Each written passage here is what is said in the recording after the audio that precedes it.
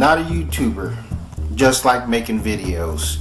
And this video is going to make a lot of people uncomfortable. A lot of people are going to look at me as gay bashing. But the simple question is, who's gay and who's not? You know, that's it. Because being a heterosexual male, the whole alternative lifestyle confuses me. Now, you know, they say, you know, when people are gay, they're just born that way. Oh, okay, you know what I mean? They're born, you know, this way. It's just who they are. You know, or maybe it's a chemical balance in their brain, a mental disorder, or whatever. You know, it's who they are. We have to accept them. I understand that. Now you have people that has chosen to be gay from their own free will. You have people that are considered heterosexual, but get involved with, who are involved with in relationships with the same sex. You got people that were turned out. Now, and then you have people that are gay for pay. You see what I mean? You know, yeah, it's pretty confusing there. You know, I understand that there may be some men trapped in a female's body, or a female trapped in a man's body. But, you know, I look at it like this: those people that are truly gay, you know, they were born that way. It's just who they are. And they say that only 1% of the population are born gay, even though there's more than 1% being involved in, you know what I'm saying, gay sexual activities. But let's give 1%. If such a minority of people are gay, wouldn't we say on a scientific level that being gay is a defect? You know, just like you know, someone that was born with an extra chromosome, 37 chromosomes, you know, we'll say that, you know, that's sort of a defect. A person's not supposed to be born like that. But now, do I feel that someone who is, I'm going to be politically correct here, someone who is mentally challenged, who has Down syndrome, do I feel that they should be discriminated against? Do I feel like they should be locked away in an institution? No. You know, the same thing with gay people. I don't feel like they should be discriminated against. You know, if I was an employer and I was hiring people, their sexual preference, you know what I'm saying, wouldn't determine if I hire them or not. I'm going to look for someone who's qualified for the position. Or if a gay person, you know what I'm saying, was being attacked for his sexual orientation and he needed help, you know, I will call an ambulance for him and so forth. But, you know, it's just, it's funny. You know, I'm like, it's a slippery slope. I'm like, there are blurry lines everywhere. Because, you know, a gay person can easily masquerade as, you know, as a heterosexual. Now, could you imagine someone with Down syndrome pretending to be someone of normal intelligence, and then he comes out and he says, "Oh, you tricked us. You know, you you really, you know, you was mentally challenged, but you was able to fool us or whatever." And so that's the thing. Now, when I went to high school, you know, and certain jobs that I worked, I've seen gay people, and I said to myself, this person's undeniably gay. This person couldn't even fool us if he wanted to. Like in high school, there are certain people that, even though they may say that they're not gay for social benefits, you know, you can tell. And then there's people that you can't tell at all. You know, they do a good job, you know, and so forth, of hiding their sexual orientation, you know, keeping it hidden. And so, and that's the thing. Who is a question? Who's gay and then who's not?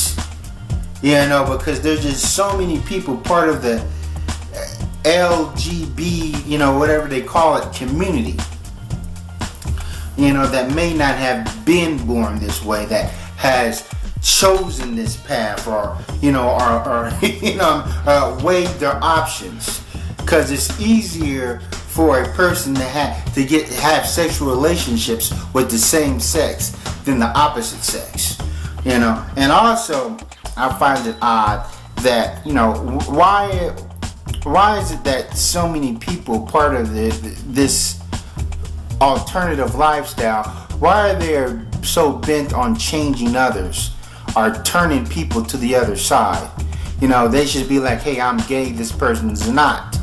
But, you know, gay people tend to be very aggressive sexually. I'm not saying heterosexuals can't be, but, you know, with gay, you know, they feel like the same sex won't press charges, you know what I'm saying, against them. Like a gay man will call another man that's even not gay, that's in his circumference or whatever, call him honey or call him baby and things of that nature, and say stuff to another man that if a man says to a female, that will be sexual harassment. So therefore, why can't a lot of gays, you know what I'm saying, respect? I respect your lifestyle or whatever. You know, I mean, I'm going to have some sort of mutual respect, but have mutual respect for me and know when you're stepping out of the boundaries. And also, why is it that so many people who are considered to be heterosexual in gay relationships? Yeah, this one I'm going to talk about the females here. I understand that a female, you know what I'm saying, is more liable to be a lesbian or have a lesbian kiss, things of that nature. You know, when we watch pornography, you know, the majority of the females pretty much goes both ways. Even when it comes to strippers, a lot of strippers are lesbians. You know, I was talking to one female who was in a lesbian relationship, but she didn't consider herself a lesbian. She said she liked men. But if you like men, what are you doing with a relationship with another girl? See, this is strange. Now, a lot of people are not going to like this comment. I gotta say it. I can't keep my mouth closed on this matter. But I feel, out of my own personal observation, that, you know, black women are becoming the fastest growing member in the lesbian community, because you got these what they call butches. They call them studs. You know, and you know, studs are very thirsty, and studs, they show a lot of animosity towards males. Now, even when I'm around them, they just, you know, they so, and that's why I feel like in some cases the damage done to the black community is irreversible. You know, and there's a phrase that I learned from Voltron Black. He talked about roadblocks, but studs create an immense roadblock. You know, and supposedly they only go after females. See, that's the thing with gay people. Gay people want a person that is straight, but this person can't be straight if they're in a gay relationship. It makes no sense. And that's why I gotta answer this question. Who is gay and who is not? And when you're dealing with the black community and with so many single black females with children, it's such fertile ground. I use that word, fertile, for, you know what I'm saying, these studs and these butches that, you know, that particularly don't like males. I'm like, you know, it's hard to ignore. And then you have this concept of gay for pay. I remember I was watching the Tyra Banks show, and there was men on there that engage in same-sex activities, you know what I'm saying, for a financial benefit. You know, these were men that did gay porn, that solicited themselves for sex with other men, and who worked who were strippers in gay strip clubs. A lot of these dudes claim to have girlfriends. Some of them claim to be married and have families, and that they're not gay, that they're gay for pay. I'm like,